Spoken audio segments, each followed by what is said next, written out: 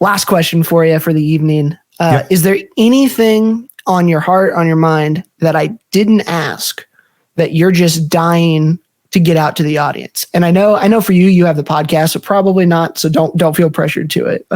You've got avenues in which to get your opinions out. But I always like to end the show with, is there anything you wanted to chat about with me or with the audience that maybe I didn't ask?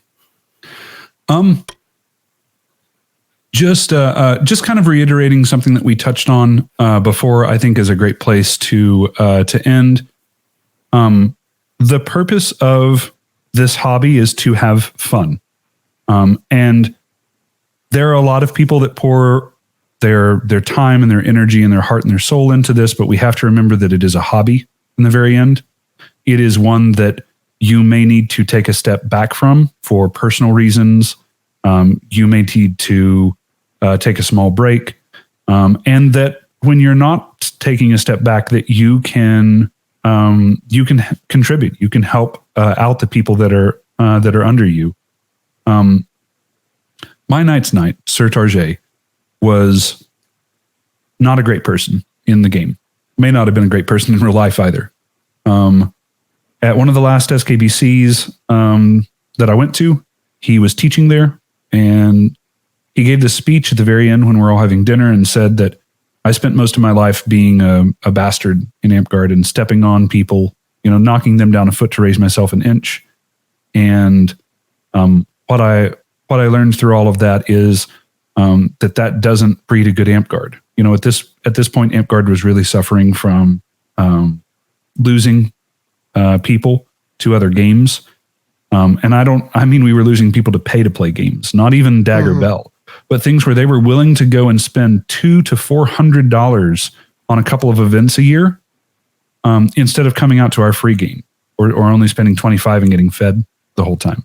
That's a big problem. And so the crux of his conversation was pick people up with you.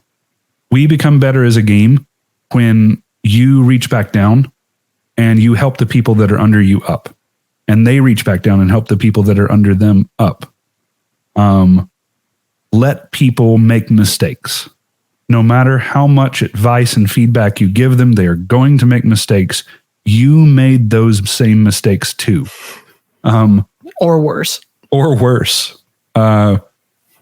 Let them grow the same way that you grew, and stop complaining that there's no one to replace you.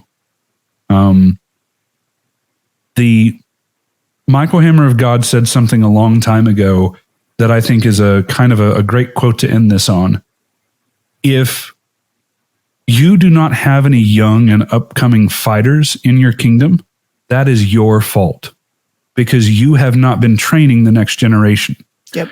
If you do not have people that are willing to step into the kitchen, that are willing to run gate, that are willing to autocrat, that is your fault, because you have not been fostering and promoting that growth. A lot of the problems that we have start with us, and they end with us too. We both create and can fix most of the problems that we run into in this game. And you do it by reaching out to people.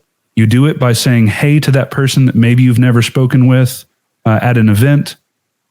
It means more than you know to one of the new players to be said hello to by Sir Godric Squire, who we were talking about has been earlier, that's been in the game for 2 to 4 years. You don't think of it that way, but you have to remember what you felt like when you were that new player, and that experienced player that you respected and looked up to came up and said hi to you.